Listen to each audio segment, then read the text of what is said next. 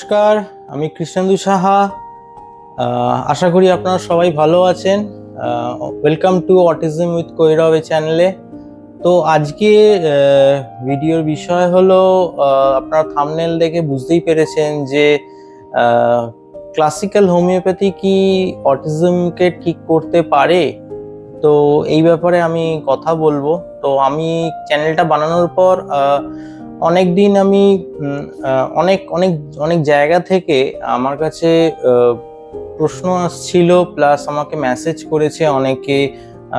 তো সেখান থেকে আমার বলছিল যে আপনারা হোমিওপ্যাথির ব্যাপারে ভিডিও বানান, হোমিওপ্যাথি আপনারা কাকে ট্রিটমেন্ট করাচ্ছেন, কার দ্বারা ট্রিটমেন্ট করাচ্ছেন। তো সেই সব ব্যাপারে আজকে আপনাদের কাছে আমি সেগুলোকেই তুলে ধরবো এই ভিডিওতে।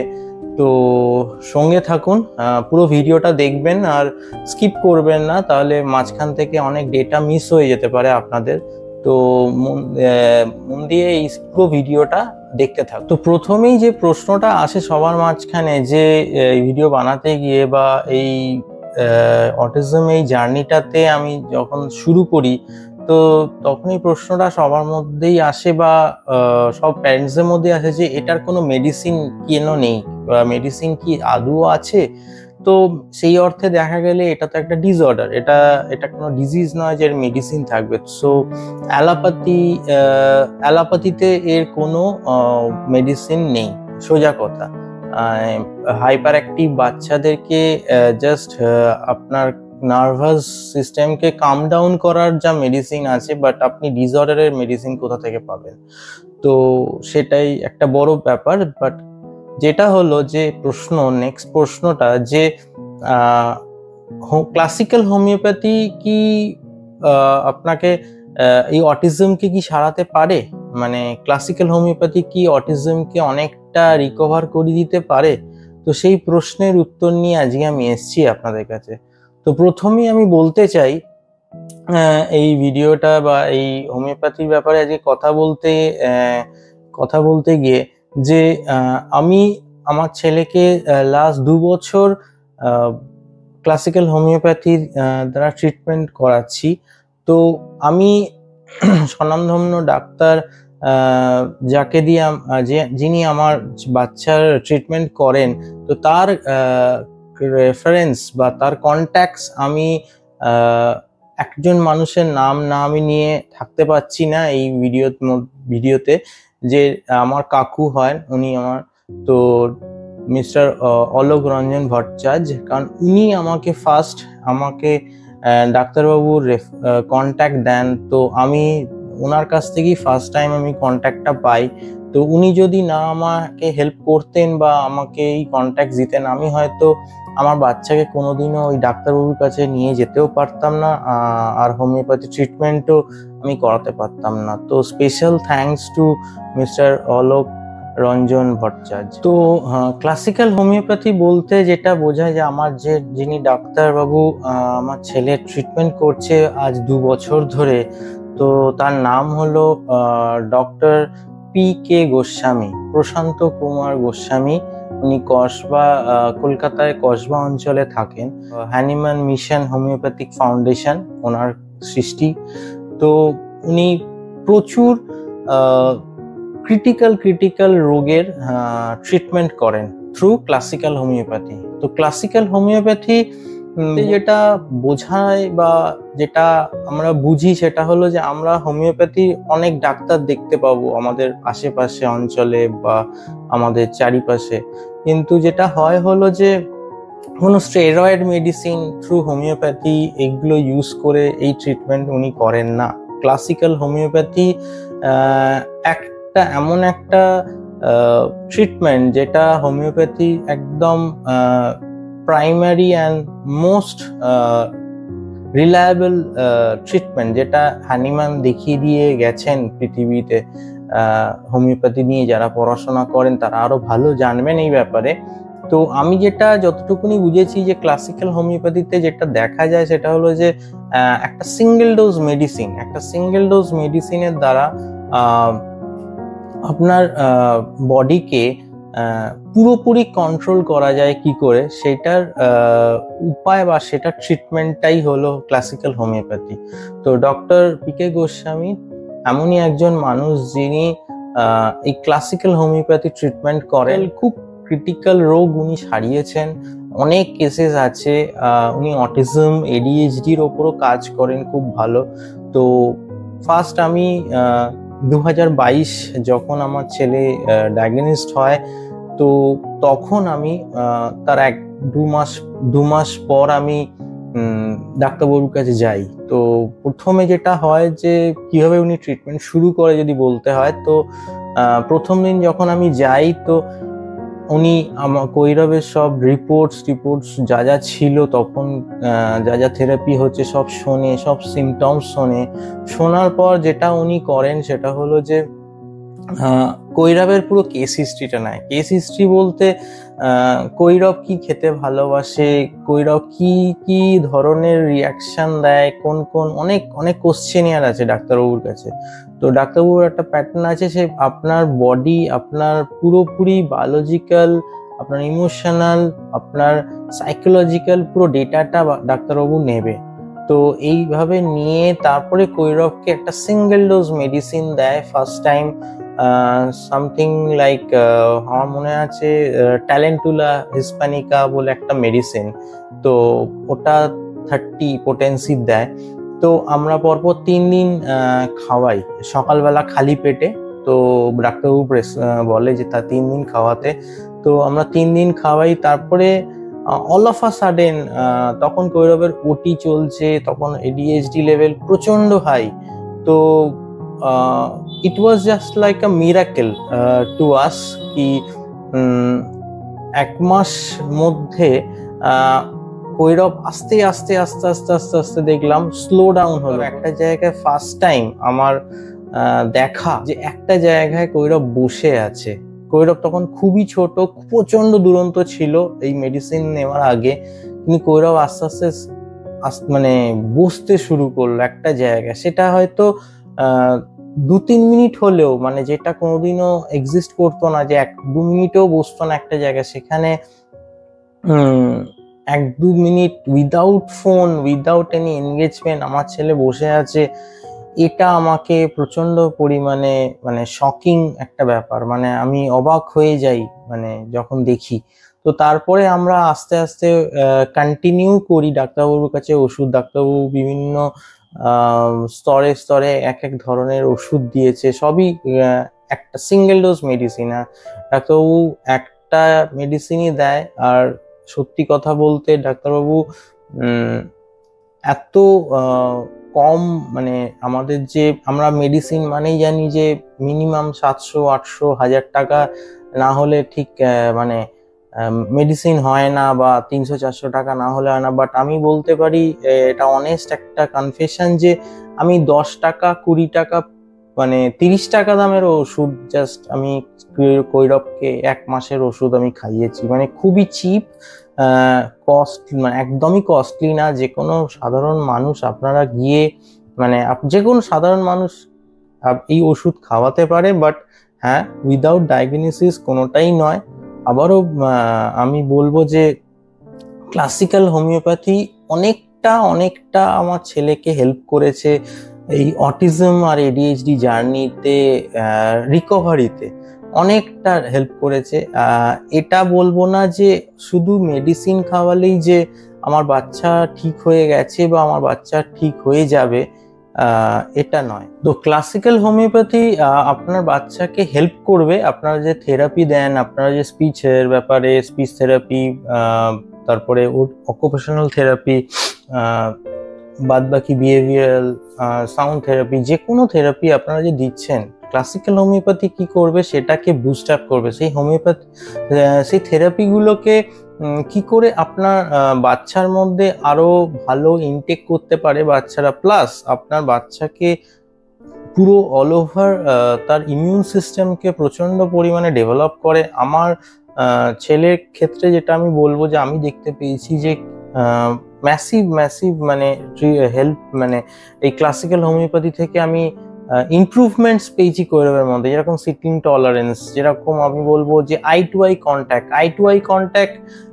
কৈরবের জাস্ট 2 মাসে ঠিক হয়ে গেছিল, 2 থেকে 3 মাসের মধ্যে। যেই ছেলেটা মানে চোখের দিকে তাকাতো না, চোখে রেখে কথা মানে শুনতো না বা দেখতো না কারোর দিকে, সেই ছেলেটা 3 মাস, জাস্ট 3 মান্থস মেডিসিন খাওয়ার পর সেই ছেলেটা কিন্তু eye to eye contact just 90 to 95% improve করে যায়।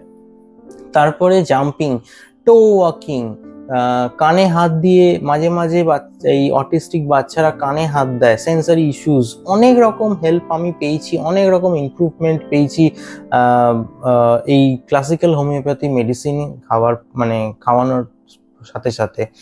কগনিটিভ ডেভেলপমেন্ট, ইন্টারাকশন করা, বাচ্চা মানে কোনো মানুষ কি ইনস্ট্রাকশন ফলো করাতে ম্যাসিভ হেল্প করেছে আমাকে ক্লাসিক্যাল হোমিওপ্যাথি। ডাক্তারবাবুর মেডিসিন আমাকে যে কিভাবে হেল্প করেছে, ইনস্ট্রাকশন ফলো। কৈরবকে এখন যে কোনো ইনস্ট্রাকশন দিলে, যে কোনো মানে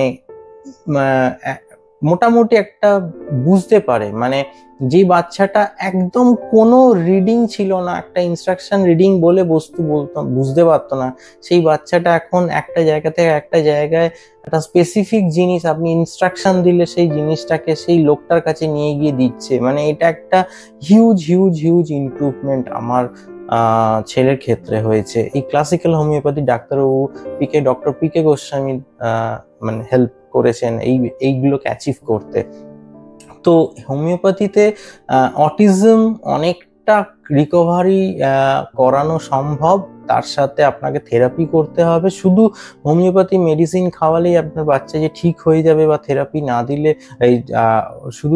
না দিলে শুধু মেডিসিন খাওয়ালেই যে ঠিক হবে তা নয়, আপনাকে মেডিসিনও খাওয়াতে হবে, সাইড বাই সাইড আপনাকে কি করতে হবে, যা থেরাপি যে আপনার বাচ্চার লাগে তো সেটাও আপনাকে কিন্তু করে যেতে হবে।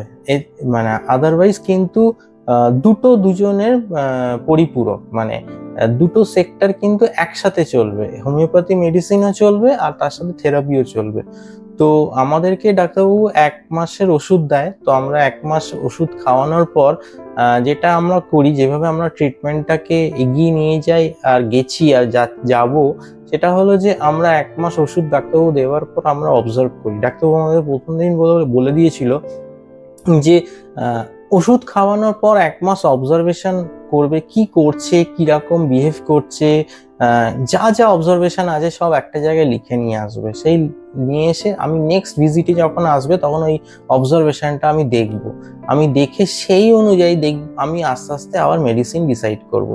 তো আমরা আজ 2 বছর ধরে কৈরবকে নিয়ে যাই। তো আমি আমার ওয়াইফ যেটা করে, আমরা সারা মাস ধরে অবজার্ভ করি ও কি করেছে, কোনটা বেড়েছে, কোনটা কমে গেছে, কোনটা নতুন ডেভেলপ করেছে, কোথায় ডেফিসিয়েন্সি রয়েছে, সেইগুলোকে সব আমরা কোলেক্ট করে আমরা একটা ওয়ার্ডে, আমরা একটা A4 সাইজ পেপারে কি করি, প্রথমে আমরা লিখি যে সাইকোলজিক্যাল অ্যান্ড ফিজিওলজি, মানে বিহেভিয়ারাল অ্যান্ড সাইকোলজিক্যাল আর ফিজিক্যাল অ্যাক্টিভিটির মধ্যে আমরা ওইগুলো একটা সেগ্রিগেট করি, মানে আলাদা করে আমরা জট ডাউন করে আমরা ওটা ডাক্তারবাবুকে দিই। ডাক্তারবাবু ওটা অ্যানালিসিস করার পর ওটার ভিত্তিতে, ওই রিপোর্টটার ভিত্তিতে কিন্তু ডাক্তারবাবু আমাদেরকে পরবর্তী 1 মাসের আবার একটা ওষুধ দেয়। হয়তো 1 মাস ধরে খাওয়াতে হয়নি কোনোদিনও আমাদের ওষুধ, আমাদেরকে ওই প্রথম 3 দিন কি 4 দিন according to doctors medicine, doctors prescribe, তো আমরা ওইভাবে আস্তে আস্তে মানে ওষুধগুলো দিই কৈরবকে। আর সব ওষুধই কিন্তু খালি পেটে খাওয়ারই নিয়ম, সকালবেলা উঠে খালি পেটে খাওয়া, আর তারপরে আধ ঘন্টা কিছু খাওয়া যায় না। বাট একটা কিছু জিনিস আমি এই ভিডিওর মাধ্যমে বলতে চাই, সেটা হলো যে এই ওষুধের দ্বারা আর ওষুধের ক্লাসিক্যাল হোমিওপ্যাথিক খাওয়ার সময় খেতে যেটা হয়, সেটা হলো যে আপনারা যদি বাচ্চাদেরকে এর মাঝখানে ক্লাসিক্যাল হোমিওপ্যাথি ট্রিটমেন্ট যদি করতে আপনি যদি আপনার বাচ্চাকে বাই চান্স যদি অ্যালোপ্যাথিক কোনো রকম মেডিসিনস খাওয়াতে শুরু করেন, তাহলে কিন্তু এই ক্লাসিক্যাল হোমিওপ্যাথির সাথে কনফ্লিক্ট হয়। কোনো জায়গায় দেখা গেছে, আমার ছেলের ক্ষেত্রে যেটা হয়েছিল, কিছু ক্লাসিক্যাল হোমিওপ্যাথিতে কিছু ওষুধ আছে নোসোড বলে, যেগুলো মানে ডিপ ইম্প্যাক্টিং ড্রাগ বলে হোমিওপ্যাথিতে। তো ওই ওষুধগুলো নেওয়ার পর বা ইনটেক করার পর যেটা হয় যে এক এক সময় আপনার অ্যালোপ্যাথি মেডিসিন যদি আপনার ভেতরে যায়, স্পেসিফিক্যালি অ্যান্টিবায়োটিক্স যদি বাচ্চাকে খাওয়ান, তাহলে কিন্তু ওই ওষুধ কিন্তু কাজ করা বন্ধ করে দেয়। তো এটাকে আপনাকে মানে বুঝতে হবে যে আপনি যদি ক্লাসিক্যাল হোমিওপ্যাথি ট্রিটমেন্ট করেন, তো সচরাচর আপনি কিন্তু অ্যালোপ্যাথি মেডিসিন আপনার বাচ্চাকে কিন্তু দেবেন না।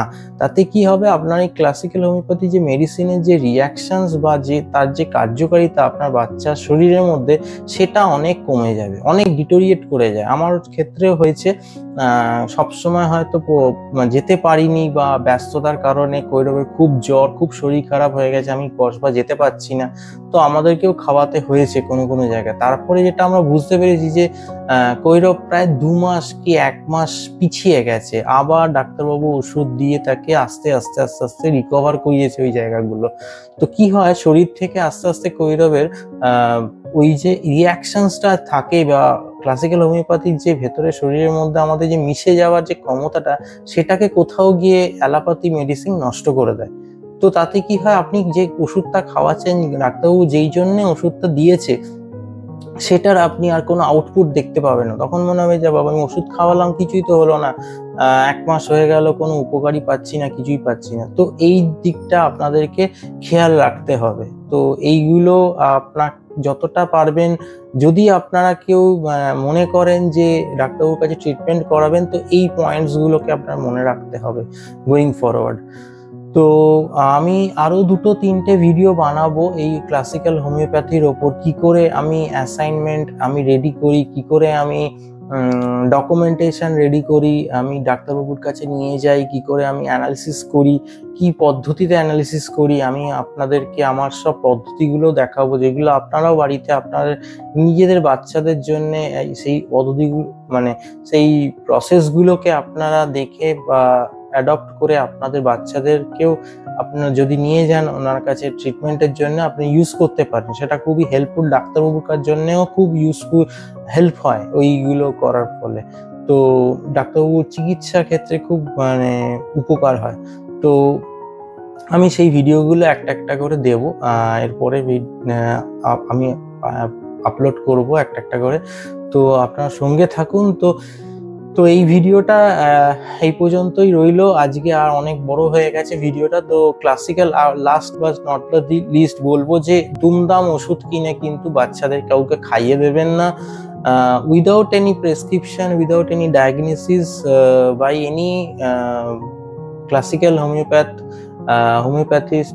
আপনারা কিন্তু বাচ্চাদেরকে দুমদাম একটা ওষুধ দেখে বা খাইয়ে দেবেন না, সেটা কিন্তু অন্যরকম রিয়াকশন হবে বাচ্চাদের ক্ষেত্রে শরীরে।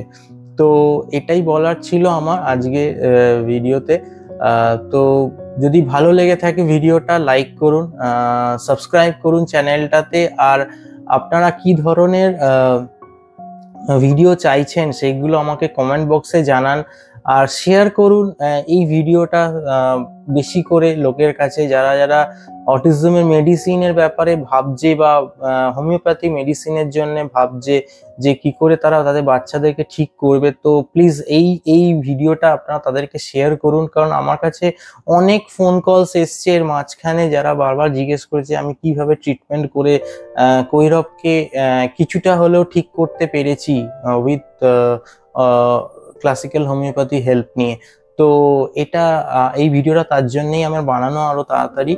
তো প্লিজ এই ভিডিওটাকে আপনারা সবার কাছে শেয়ার করুন, এই বাবা মায়েদের কাছে, আর সাবস্ক্রাইব করুন চ্যানেলটাকে। আর আমার নাম্বারটা আমি এই ভিডিওতে আমি এই স্ক্রিনে আমি দিয়ে দেবো। তো আপনারা যদি মনে করেন যে ডক্টর পিকে গোস্বামীর সাথে কন্ট্যাক্ট করবেন বা আপনার বাচ্চাকে দেখাবেন, তো আপনি আমার নাম্বারে আপনি আমার সঙ্গে কন্ট্যাক্ট করতে পারেন। তো আমি আপনাদেরকে ডিটেলস ডাক্তারবাবুর কোথায় থাকে আর কখন কি টাইমিং, কন্ট্যাক্ট নাম্বার, অ্যাপয়েন্টমেন্ট নিতে গেলে কি করতে হবে, আমি ডিটেলস আপনাদেরকে জানিয়ে দেবো। তো থ্যাংক ইউ সো মাচ, ভালো থাকবেন, সুস্থ থাকবেন। আশা করি নেক্সট ভিডিওতে আরো ভালো ভালো ভিডিও নিয়ে আপনাদের সামনে আসতে পারবো। নমস্কার।